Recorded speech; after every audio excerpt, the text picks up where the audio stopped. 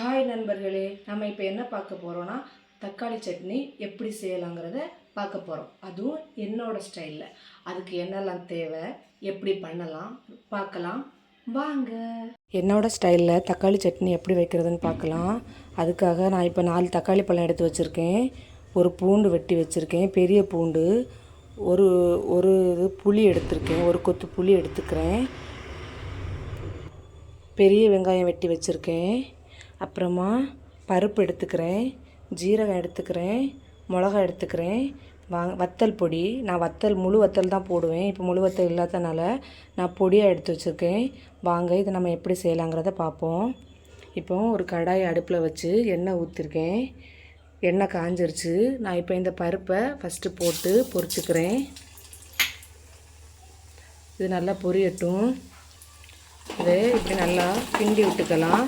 பருப்பை நம்ம பாதி பருவமாக தான் பொரிக்கணும். இது கரிஞ்சு போயிட்டுனா ஒரு மாதிரி கடுத்த மாதிரி இருக்கும். அதனால் இதை நல்லா பொரிய விட்டுறாதீங்க. இதை நல்லா பொரிச்சுக்கலாம். இந்த அளவில் பொரிஞ்சதுமே நாம் இதில் ஜீரகத்தை போட்டுக்கலாம். அப்புறமா எடுத்து வச்சுருக்க பூண்டை இதில் போட்டுக்கலாம். போட்டு நல்லா கிண்டி விட்டுக்கோங்க. உடனே இதில் நம்ம வெட்டி வச்சுருக்க வெங்காயத்தையும் ஆட் பண்ணிக்கலாம். வெங்காயத்தை ஆட் பண்ணிக்கிட்டு நல்லா கிண்டி கொஞ்சம் பொரிஞ்ச உடனே தான் நம்ம தக்காளி பழத்தை போடணும். இது நல்லா வதங்கட்டும். உள்ளி வதங்கியாச்சு. இதுக்கு கூட புளியையும் போட்டுக்கலாம். அப்படியே தக்காளி பழத்தையும் போட்டு நல்லா கிண்டி விட்டுக்கோங்க. தக்காளி பழம் நல்லா மசிகிற வரைக்கும் நம்ம வதக்கிக்கலாம். கொஞ்சம் நல்லா மசிச்சு விட்டுக்கோங்க. இது நல்லா வேகட்டும். அது வரைக்கும் நம்ம வெயிட் பண்ணுவோம். இதுக்கு கூடவே நம்ம இப்போ கொஞ்சம் உப்பும் ஆட் பண்ணிக்கலாம்.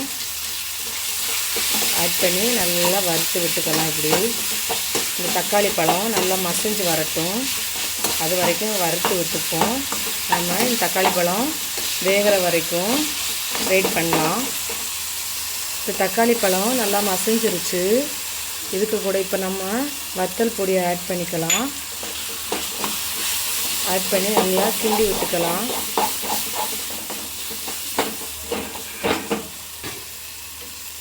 இதெல்லாம் இப்போ நல்லா மசிஞ்சிருச்சு.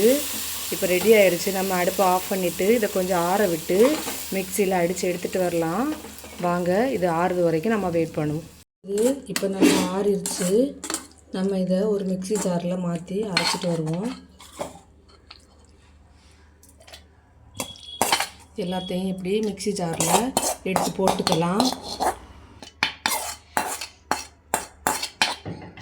மாற்றியாச்சு.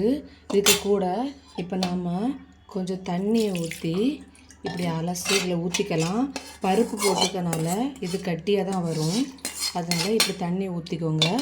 வாங்க நாம் இப்போ இதை அரைச்சிட்டு வருவோம். பாருங்கள் நண்பர்களே, நம்ம அரைச்சி எடுத்துகிட்டு வந்துட்டோம். அழகாக வந்துருச்சு. இதை நம்ம ஒரு பாத்திரத்தில் மாற்றிக்கலாம்.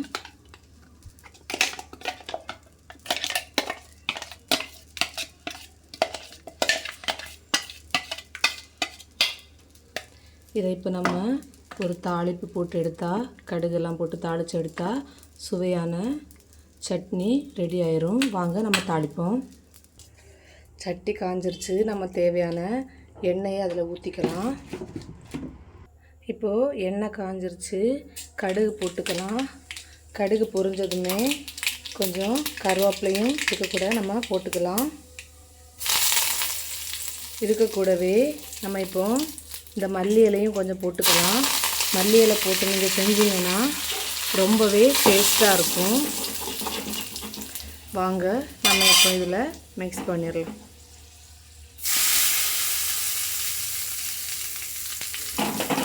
பண்ணி கலந்துட்டு நல்லா இப்படி கலந்து விட்டுக்கோங்க. பாருங்கள் நண்பர்களே, இப்போது சுவையான தக்காளி சட்னி ரெடி ஆயாச்சு.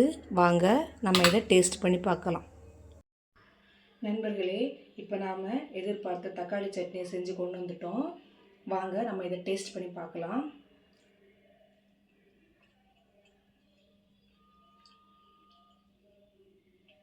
ரொம்ப டேஸ்ட்டாக இருக்குது.